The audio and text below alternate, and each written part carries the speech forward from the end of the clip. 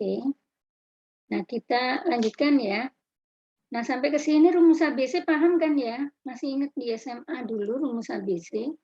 Jadi kalau ada persamaan kuadrat ini, ya, persamaan kuadratnya itu adalah persamaan variabel X, yaitu AX kuadrat plus BX plus C sama dengan 0.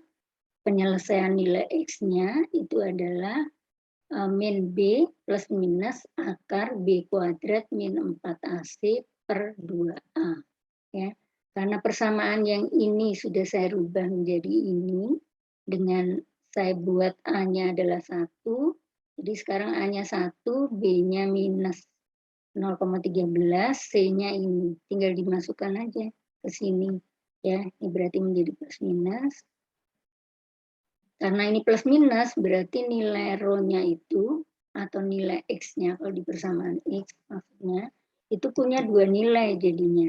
Ya, yang satu pakai plus, yang satu pakai min. Ya, jadi yang pertama, rho 1 adalah 0,13 plus nilai akar ini, karena nilai akar itu kan bisa plus, bisa min ya. Jadi plus nilai akar ini dibagi 2, atau ini minus nilai akar dibagi 2. Ya. Jadi ada dua kemungkinan, nilai rho-nya adalah 0,00923. Saya tampilkan dalam persen berarti dibagi 100 ya. Jadi kalau mau kalau dihitung ini sebetulnya ketemunya 0,009203. Itu kan sama aja dengan 0,923% ya, atau 12,6% ya. Nah, dari dua angka ini yang memenuhi mana? Kalian tahu bahwa batasannya ada rho minimum, ada rho maksimum ya. Rho minimum sama dengan ini kan? Sama dengan pelajarannya Pak Edi. Semoga sih sama ya, karena ini hasilnya udah sama 1. Rho minimum itu rumusnya 1,4 dibagi FY. Rho minimumnya adalah 0,6489%. Sedangkan rho maksimumnya rumusnya adalah 0,75 kali 0,85 kali 0,85 kali FC dibagi FY kali 600 dibagi 600 plus FY. Ya. Nah, kalau dimasukkan ke rumusnya, ini 3,17%. Ya. Jadi nilai rho itu harus berada di rentang rho minimum dan rho maksimum. Dari dua bilangan ini, mana yang memenuhi, yang berada di rentang ini. Ya. Nah, ini kan udah di luar rentang nih, melebihi dari rho max. Berarti ini nggak mungkin dipakai. Yang mungkin dipakai adalah ini. Ya. Sehingga nilai rho-nya adalah itu. Bentar ya.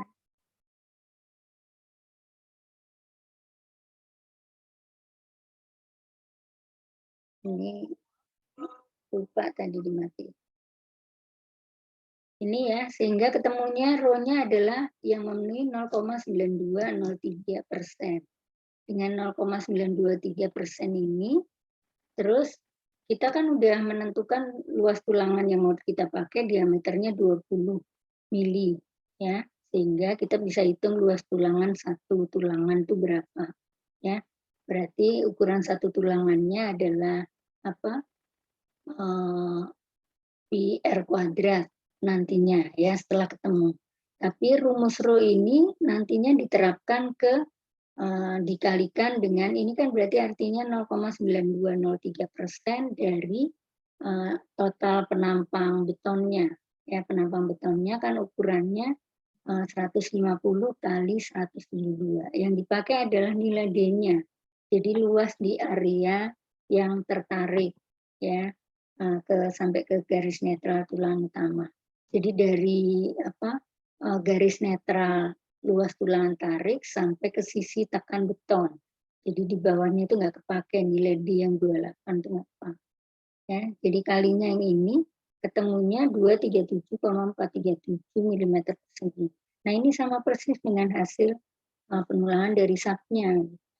Ya, jadi sebetulnya kalau menghitung manual dari gaya-gaya dalam, kalian nggak ngerjain desain, Tapi berdasarkan gaya-gaya dalam, kalian hitung sendiri luas tulangan masing-masing berdasarkan nilai momen-momen yang maksimum di area tersebut. Karena area tersebut kalau dalam beton itu satu balok itu selalu dibagi menjadi 4 area, yaitu dari muka kolom sampai 1/4 bentang, kemudian 1/4 sampai ke 3/4, berarti di tengah-tengah itu ya 1/4 sampai setengah, setengah sampai 3/4, terus dan 3/4 ke sisi kanan.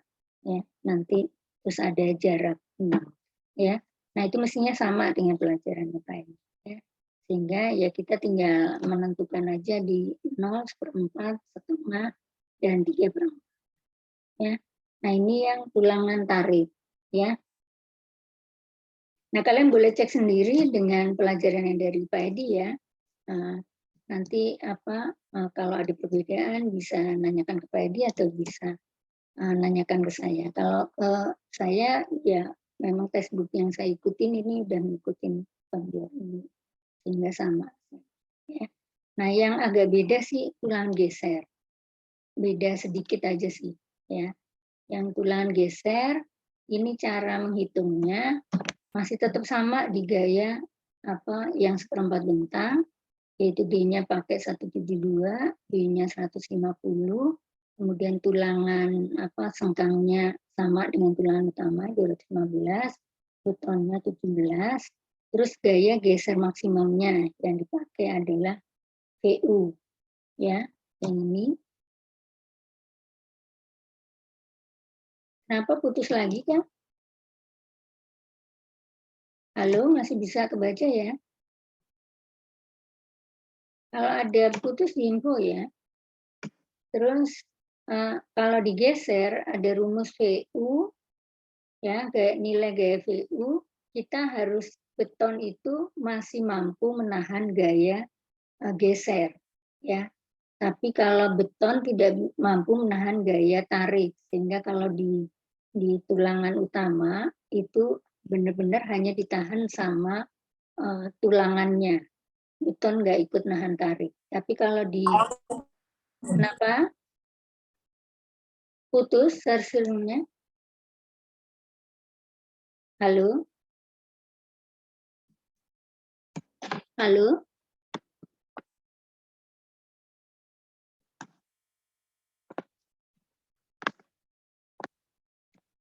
Halo, kenapa? Putus kah?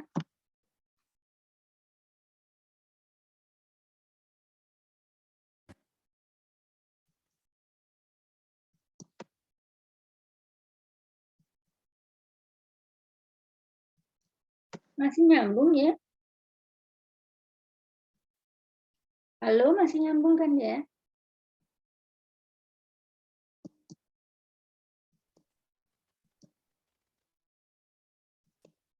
Halo? Masih nyambung?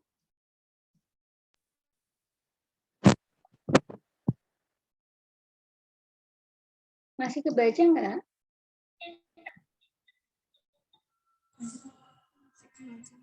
Masih, Bu. Masih ya?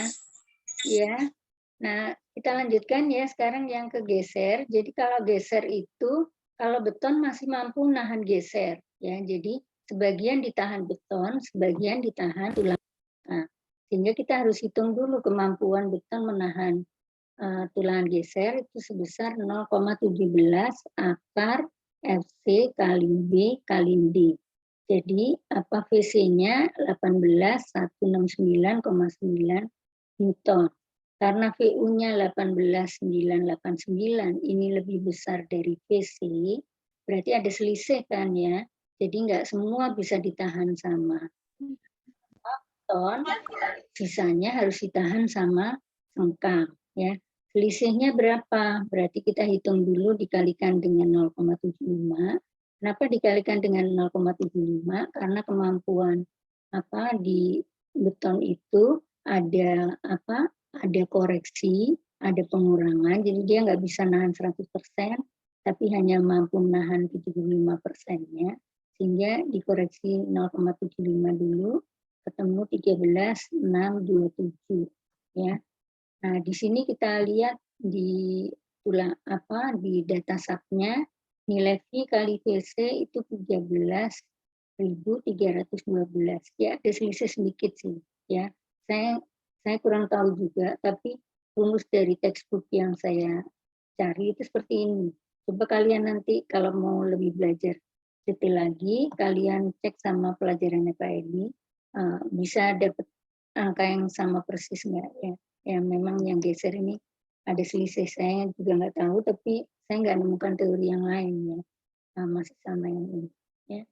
Nah, di sini ketemu ini karena nilai ininya beda ya, jadi hasil hasil penulangannya agak beda aja ya. Nah, setelah ketemu nilai VVC, maka selisihnya itu yang ditahan sama tulang beton. PU-nya 18, ini lebih besar dari nilai VVC, maka selisihnya itu yang ditahan. Ya. Berarti desain tulangan betonnya ketemu VU dibagi V atau sama ini. Jadi VN-nya berapa? Ini kan kalau dimasukkan nilai V-nya ya 0,75. Nah, ketemunya VU itu ultimate itu yang bukan yang maksimalnya ya. Kalau dilihat utuhnya ya dibagi sama koefisiennya. Tadi segini ya. Karena yang ini kan yang utuhnya ya. Tahapannya seperti itu sih hitungnya ya. Jadi VS-nya sama dengan VU dibagi V dikurangi dengan VC. Kalau pakai VC-nya yang utuh yang ini ya, yang hasil hitungan yang VC ini ya. Tapi kalau mau pakai hasil hitungannya 0,75 ya ini nggak perlu dibagi. Jadi prinsipnya sebetulnya sih sama aja sih. Pokoknya selisihnya ketemunya yang ini ya, yang 7146. 7149. Berarti selisih yang ditahan sama geser ini ya, ini dikembalikan lagi karena tadi ini habis dibagi ya berarti dikalikan lagi sama 0,75. Berarti ini prinsipnya sebetulnya sih sama sih. Ini dikurangi ini sama ini kalau mau utuh kan 18. Ya. Jadi kalau pakai angka hitungan ini ya. Nah, karena nilai VS-nya beda ya ini jadi selisih juga ya, tapi selisihnya nggak besar. Ya. Nah, kuncinya di nilai VS nih. Setelah ketemu VS, berarti kita hitung berdasarkan nilai gaya geser apa yang harus ditahan sama tulang ya. Nah, rumusnya untuk menghitung luas tulangan itu adalah gaya geser maksimal yang ditahan sama tulangan dikalikan jaraknya itu, oh maaf tadi saya membacanya salah, yang dimaksud itu adalah ya benar sih 0,204 mm persegi per milimeter. Cuman kalau kita pakai angka 1 mm itu kan kayak nggak nyata gitu ya, mana bisa bikin jarak 1 mm persegi ada luas tulangan sekian. Jadi untuk dihitungan ini saya makainya pakai jarak 1 meter. Ya. Jadi per jarak 1 meter itu luas tulangannya berapa. Jadi kalau dibuat jarak 1 meter ya berarti ini saya kalikan dengan 1 meter. Jadi PS dikalikan dengan 1 meter, 1 meter berarti 1000 mili dibagi dengan FY yaitu kekuatan daripada sengkang kali D-nya 1,2 ketemunya 192,7 mm persegi per meter ya, karena ini meternya jatuhnya ke sini ya. Jadi ini milimeter persegi per meter, artinya tiap jarak 1 meter dipasang luasan 192,7. Kan kalau tulangan sengkang itu membacanya adalah kebutuhannya adalah jarak kan per diameter sengkangnya kan mau dipakai diameter 8 ya. Diameter 8 jarak berapa gitu. Jadi nanti sengkang itu dipasang tiap jarak berapa. Nah, itu cara mencarinya lewat milimeter persegi per meter dulu. Nanti sebetulnya yang mau dihitung adalah jaraknya ya. Nah, dari hasil hitungan, ketemunya kan segini, 0,1927 milimeter persegi per milimeter kalau hitungan saya ya. Tapi kalau hitungan di SAP kan 0,204, ya selisih sedikit sih. Ya, kita pakai hitungan SAP ya, 0,204 milimeter persegi per milimeter. Ini kalau dikasihkan ke tukang, ya tukangnya bingung lagi. Jadinya saya pakai tulangan sengkang, saya pasang jaraknya berapa aja Pak, gitu. Kalau datanya seperti ini, dia mesti hitung-hitung dulu. Sehingga harus kita hitungkan dulu ya. Dengan jarak seperti ini, kita akan pasang tulangan yang diameter 8 tadi jaraknya berapa ya. Nah, sekarang kita hitung dulu tulangan 8 ini, luas tulangannya berapa sih? Berarti luas tulangannya kan pi kali 4 kuadrat ya, kalau satu tulangan. Tapi sengkang itu kan berbentuk cincin gitu ya. Apa di kiri kanan berarti. Kalau kita potong cincinnya tadi, berarti luas tulangannya kan ada 2. Jadi kalau penapang beton itu kita potong arah arah tanpa atas gitu di baloknya, sehingga cincin itu akan kepotong 2 sisi, satu berarti kepasang di kiri, satu kepasang di sisi sebelah satunya lagi gitu. Berarti kan 2 tulangan ya. Jadi luasan sengkang itu 2 kali pi kali 4 kuadrat 100,53 milimeter persegi. Kalau ketemunya segini, berarti kita pasang berapa jaraknya? Ya, untuk mendapatkan jarak, berarti nilai ini, AV, dibagi nilai AV di sini. Dapatlah jarak. Ya. Jadi AV yang terpasang dibagi sama AV hasil hitungan dalam mili. Nanti jadi ini kan milimeter persegi, di bawahnya milimeter persegi per milimeter. Sehingga milimeternya naik ke atas, ya, milimeter perseginya kecoret. Jadi ketemunya 522 milimeter atau 52 cm. Nah, dipasang dengan jarak 52 cm itu terlalu jauh, gitu. Terlalu renggang, sehingga nanti tulangan utamanya akan melengkung kalau dipasang jarak setengah meter. Ya.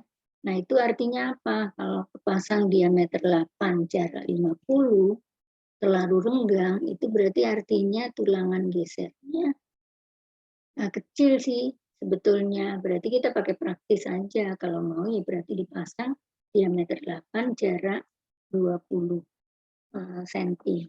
Ya, jarak 200 berarti itu standar yang paling minimal. Ya. Tapi kalau kita mau lebih hemat lagi, karena sebetulnya tulang gesernya kan kecil banget nih kalau segini. Ya, makin panjang jaraknya itu berarti artinya tulang gesernya makin kecil. Gaya gesernya makin kecil, sehingga tulang geser yang dibutuhkan cukup yang minimal.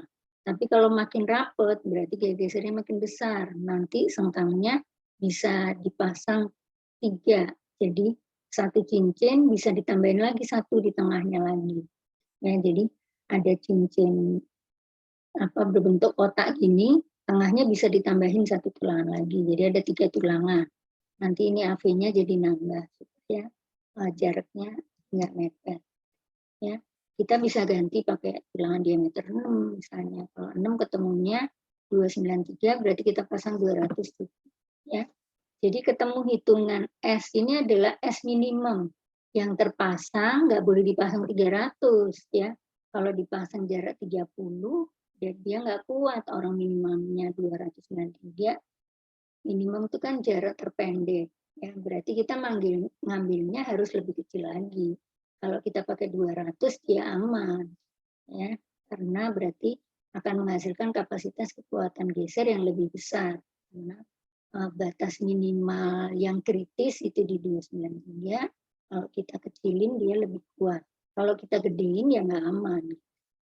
Ya, paham ya cara membaca yang geser? Masih ada waktu, kita lanjut. Yang kolom udah belum ya di pelajaran Pak Endi? Desain tulangan kolom. Kalau tulangan kolom harus pakai tabel. Halo? Kita lanjut aja ya, sedikit lagi ya, karena ini harus selesai soalnya tugas yang minggu. Kalau kolom berarti kita bukanya sekarang di kolom, berarti kita buka lagi yang SAT-nya ya. Kita tadi desainnya kan udah ketutup karena substudent ini nggak bisa nyimpen hasil desain, berarti harus diawalin lagi dari sini. Ya. Karena ketentuannya sudah dibuat sih kayaknya nggak berubah. Ya, masih tetap ini. Nah, kalau tulangan kolom, ini hasilnya. Berarti ini ke tulangan kolom yang diperlukan adalah sejumlah 2251 mm persegi. Yang paling gede di sini, ya 9.633. Ya, ternyata kalau diklik di SAP-nya ada informasi bahwa ini overstress, walaupun jumlah tulangannya dituliskan dibutuhkan 963,855. Ya, kenapa overstress? Ini kok bisa dinyatakan, kan ini bisa dihitung 963 mm persegi, kita bagi dengan satu luas tulangan itu 314 mm persegi, ini ketemu berapa ya? Ketemu 3 ya. Sebetulnya ketemu 3, nggak masalah nih, masih bisa dipasang 3, kan minimal dipasang 4 kolom itu ya, nggak perlu sampai 3. Ternyata overstress-nya mungkin di sisi lain ya. Kita buka lagi bukunya. Ini kan buku yang saya buka yang lain yang nggak overstress ya. Untuk contoh hitungannya, nanti kalian bisa cek hitungannya kenapa di kolom yang tadi overstress ya. Di hasil hitungannya gaya aksialnya besar banget di sisi ya. Nah, kalau kita buka, kalau di kolom tampilannya hanya gini, yaitu keluar nilai gaya aksial maksimum, ya, kemudian keluar nilai jumlah tulangan yang dipasang. Jumlah tulangan yang dipasang ini. Ini adalah gaya aksial maksimum. Di gaya aksial maksimum itu kalau di kolom berarti momennya ada 2. Ada momen sumbu X, ada momen sumbu Y. Berarti ada momen yang muter di sumbu X, ada momen yang muter di sumbu Y. Sehingga kolom itu dipasang selalu di 4 sisinya. Jadi sisi sini dan sisi sini ini adalah untuk momen 2. Sisi yang sini sama sini adalah untuk momen yang 3. Jadi ini ada 2 momen kan, ada M2, ada M3. Ya. M2 berarti desain momen tulangan di sini sama di sini. Untuk M3 desain tulangan di sini sama di sini. Ya. Jadi nggak empat-empatnya sih. Ya. Tapi hitungan AS-nya nanti udah langsung ke empat-empatnya. Ya, ini masih sama cara membacanya. Nah, ini cara hitung penulangannya. Jadi saya ambil kolom di elemen 2 ya, bukan yang di area overstress, yang kolom 2 yang sebelah kiri. Ya. Nah, ini gaya bebannya, karena ini kolom ini kan punya berat sendiri ya. Sehingga gaya aksial di atas sama gaya aksial di bawah jadi beda ya. Jadi ini hasil gaya yang dari atasnya ketemu reaksi masuk ke sini jadi beban. Di sini dia punya berat sendiri struktur yaitu 1,42 beban mati. Ini yang saya bukakan akibat kombinasi yang 1,4 beban mati saja ya. Karena berat sendiri kan akibat beban mati. Ya. Walaupun ada kombinasi yang satunya lagi 1,6 beban hidup. Beban hidup itu kan bukan berat sendiri struktur, sehingga nggak kehitung. Jadi ini menghitung bebannya kolom ini, beban ini, itu jadi 9.000 reaksi. Ya. Dari kombinasi ini yang terbesar kan yang di bawah. Ya. Aksialnya paling besar, momennya juga paling besar. Ya. Nah, rumus menghitungnya pakai penampangnya tetap sama, B. Kalau ini sama ya, nggak ada pengurangan. Karena kalau di kolom, itu memang menahan gaya aksial. Aksial itu sepenuhnya bisa ditahan sama luasan beton. Ya, nggak perlu tarikan. Tapi yang nahan tarik, itu adalah, maksudnya tulangan tarik, itu dipakai buat nahan gaya apa? Buat nahan gaya momennya, bukan buat menahan gaya aksial. Kalau gaya aksialnya ditahan sama penampang beton seutuhnya, ya. Jadi ada B, ada H, kemudian tetap si DC-nya ada datanya, ada MU, ada PU, PU itu gaya aksial maksimum, MU adalah gaya momen maksimum, ya. Di sini ternyata momen 3. Kalau di sini kan momennya muter 3, ya. Kalau ini gambarnya sih yang dipakainya M3. M3 berarti yang sini depan sana, berarti yang depan sama belakang, ya. Bukan kiri kanan, ya. Kalau yang kiri kanan itu yang M2. Ini rumusnya adalah PU kalau di kolom tuh makanya tabel sama grafik, ya. Jadi kita hitung dulu PU dibagi V A gross itu tulangan penampang kali FC, ya, ketemunya segini. Nanti angka ini dipakai buat naruh di grafik jatuhnya pada garis yang mana, ya. Kemudian habis itu ada rumus lagi, PU dibagi V A gross kali 0,85 FC dikalikan dengan E per H. E itu adalah selisih dari eksentrisitas akibat momen sama gaya aksial. Ini menimbulkan eksentrisitas. Eksentrisitasnya adalah momen dibagi gaya aksial, itunya dibagi tingginya, ya. Jadi dapat angka ini, ya. Kemudian kita menghitung juga tabelnya itu masuk kelompok tabel yang mana kita melihatnya, diagramnya. Kita menghitung nilai DC dibagi H, ketemunya 0,187, karena tidak ada tabel angka 0,187, adanya 0,2. Jadi ini kita pakai tabel yang 0,2. Ya. Jadi sekarang kita cari grafik yang ada angka-angka yang memenuhi ini, ya. Jadi ini hasilnya, tapi grafiknya ini kita pakai, ya. Kita pilih tabel yang di perhanya 0,2, terus kita pakai untuk yang sesuai sama mutu beton. Tadi kan mutu betonnya 17,162, ya. Ini kan ada di antara 15, 20, 25, 30, 35. Ada di antara sini kan, berarti bisa pakai ini, ya. Jadi ini, nah di sini mungkin alhamdulillah. Nah ini sekarang kita pakai interpolasi. Nah ini pakai interpolasi. Ini yang FC 15, 20, 25, 30. Nilai betanya berapa? Karena kita FC-nya 17, berarti kita pakai interpolasi dari 0,6 sampai 0,8 dengan selisih yang 17 ini. Cara nyari interpolasi bisa ya. Ini selisihnya interpolasi 0,17 ke 15 berapa? Berarti 2,162 dibagi selisih dari 20 ke 5 berapa? 5 kan? Jadi 2,162 dibagi 5 itu berapa bagian? Berapa persen? Terus dikalikan dengan selisih dari sini ke sini. Selisihnya kan 0,1 nih, ya. Dikalikan dengan 2,162 dibagi 5 kali 0,1, ya. Atau kalau ngira-ngira aja, misalnya nggak mau detail banget, ya yang ini kira-kira tengah-tengahnya lah ya, 17,5, 15, 20, 17. Tengah itu kan kira-kira tengahnya. Kalau tengah-tengahnya ya ambil kasar aja 0,7. Karena toh pakai tabel. Jika pakai tabel tuh nggak usah persis banget, nggak apa-apa ya. Secara lomba, kita ambil 0,7.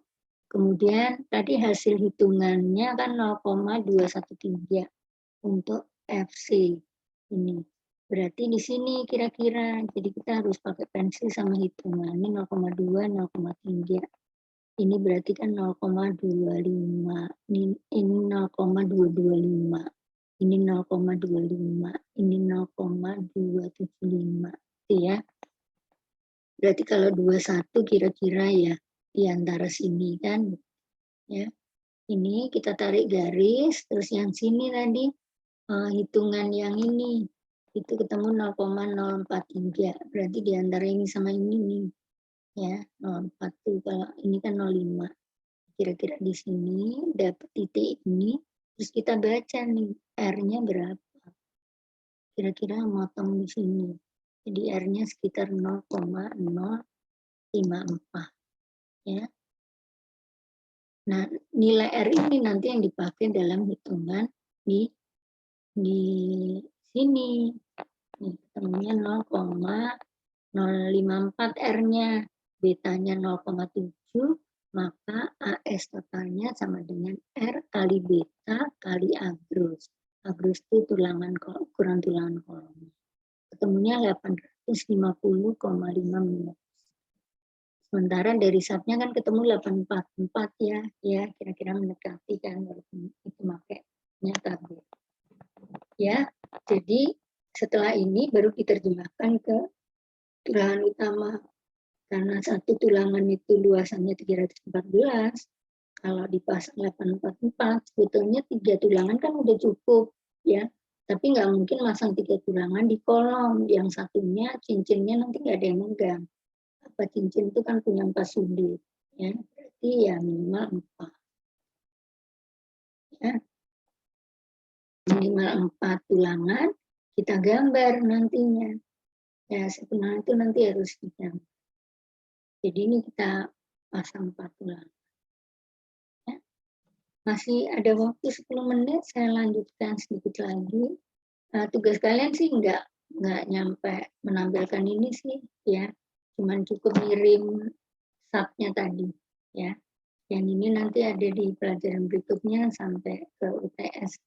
Kalau ini masuk ke UTS sih. Nanti minggu depan tuh kan udah harus jadwalnya UTS, ya.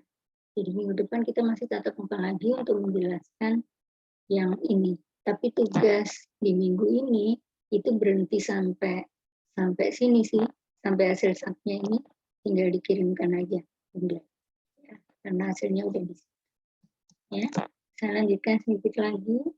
Nah, ini kan tulangannya udah kepasang 4 ya. Itu kita cari yang maksimal aja udah dapat 4.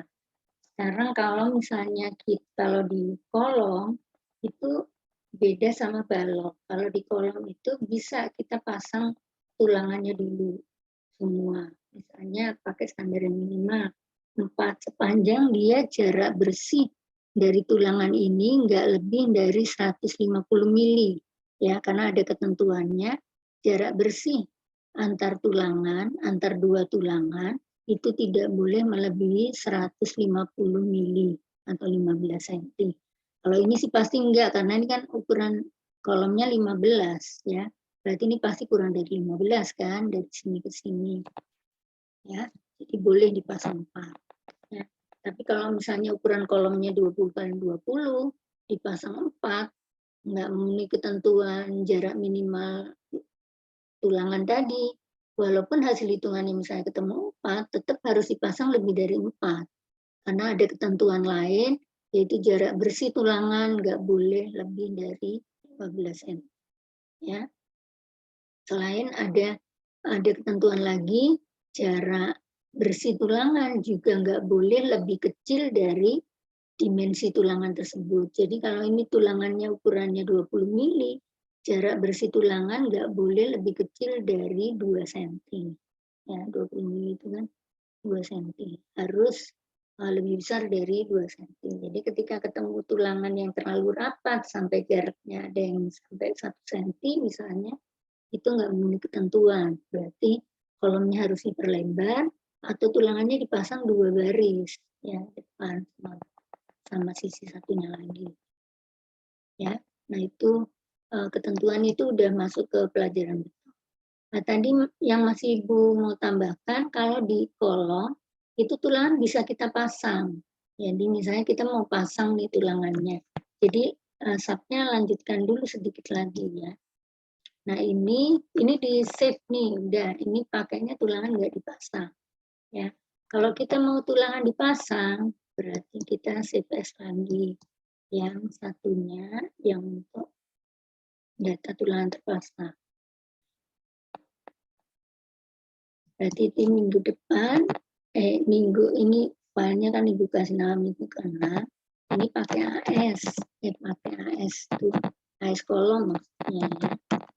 Jadi tulang kolomnya dipasang. Cara masangnya berarti kita buka lagi kuncinya, ya. Kemudian define frame section yang kolom. Yang kolom ini kan belum dipasang tulangannya, ya. Sekarang mau kita pasang tulangannya, mau dipasang 2. Ininya tetap sama ya 280. Kita pasang 2. Kita pasang 2. 2 artinya 2 kiri kanan dan 2 depan belakang gitu. Berarti jumlahnya 4 nanti, ya. 2 tulangannya harus dimasukkan kalau dipasang, ya. 1 tulangan ukurannya 314,14. Kan satuannya mili ya. Ini 1 tulangan. Oke.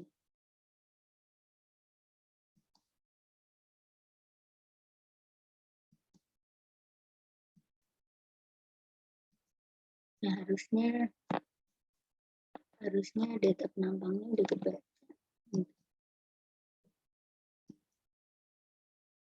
Ini ya, 300. Ini satuannya apa? Ini 314,29.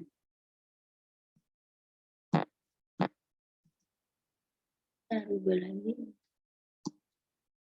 Ini nggak mau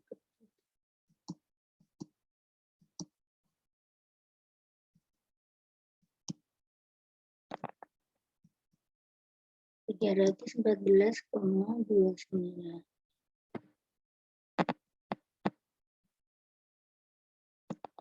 Nah, satuannya milimeter sini. Ya. Nah, setelah tulang kepasang,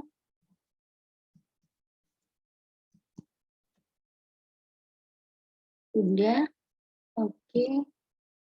Nah, baru kita run lagi.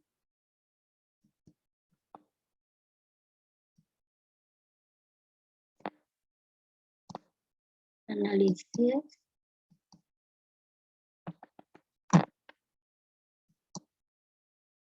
Nah, ketentuannya sama ya, karena di depannya udah ketentuannya sama, berarti kita tetapkan sama. Kemudian desain, start desain. Ini otomatis. Nah, sekarang ini ya, kalau tulangan kolomnya kita pasang, dia tampilannya udah dalam bentuk apa? Satuan. Ya, ini kan overpress. Walaupun tampilan di sini angkanya nggak 1 sih, ya mungkin dia menuliskan rasio yang lain, ya, yang kombinasi yang lain, bukan yang di sini. Oh, ini sama sih, tetap 363. Ya. Di sini kapasitas rasionya sih ketemu, tapi sebetulnya tulangan utamanya nggak memenuhi yang bagus. Ya, ini keluarnya rasio, artinya rasionya nggak boleh lebih dari 1. Ya, kalau ada rasio yang lebih dari 1 berarti nggak cukup. Ya, ini artinya kolomnya memenuhi semua sih, kecuali yang ini tapi stresnya bukan di aksial, tapi stresnya di yang tulangan akibat lutut yang lain. Ya. Nah, kira-kira seperti itu untuk desain betonnya. Lanjut ke bukunya tadi. Bukunya di mana?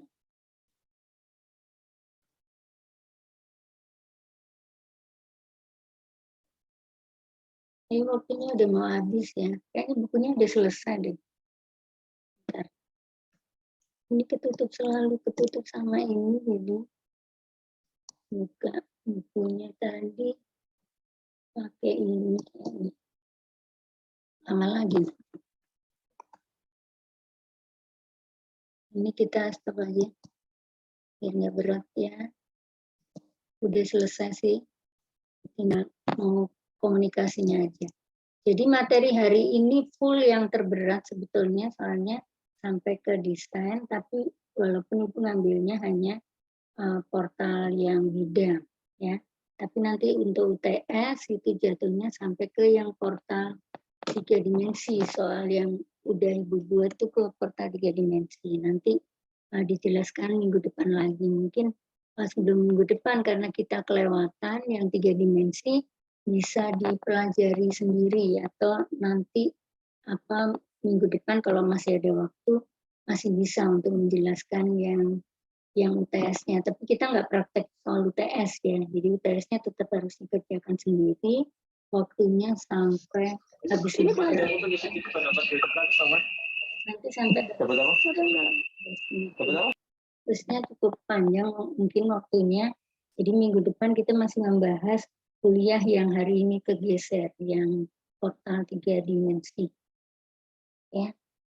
Sampai yang praktek sekarang cukup sampai di sini. Kalian bisa kirimkan filenya 2, yang satu yang kolomnya belum ada tulangannya, terus yang kedua yang kolom yang ada tulangannya. Cukup SDB-nya aja. Ya, sejauh hasil kalau praktek sih rata-rata sih udah bener sih filenya. Kalau Ibu bukain satu-satu juga kadang capek ngeranya lagi. Saya asumsikan prakteknya ada isinya semua. Dan lebih banyak ke penilaian sih nanti di UTS sama di ujian sama di tugas. Ya. Nah kira-kira seperti itu mungkin bisa dipahami materi hari ini dan materi prakteknya. Mungkin kalau ke desainnya harus belajar sendiri ya, ke desain betonnya, karena kebetulan Ibu yang ngajar betonnya, yang ngajar dosen lain, jadi bisa dikomunikasikan sama dosen lain, atau kalian boleh cek dengan materi dosen lain, dicocokkan sama yang SAP ini, kira-kira sama enggak. Sejauh mendekati sih nggak masalah, jadi boleh caranya pakai apa aja sih, sejauh hasilnya tidak beda jauh dengan SAP, karena SAP ini berarti sudah diuji hasilnya benar, yang runnya sejauh kita menerapkan input datanya benar, dia sudah sesuai sama aturan desain yang ada di textbook tadi.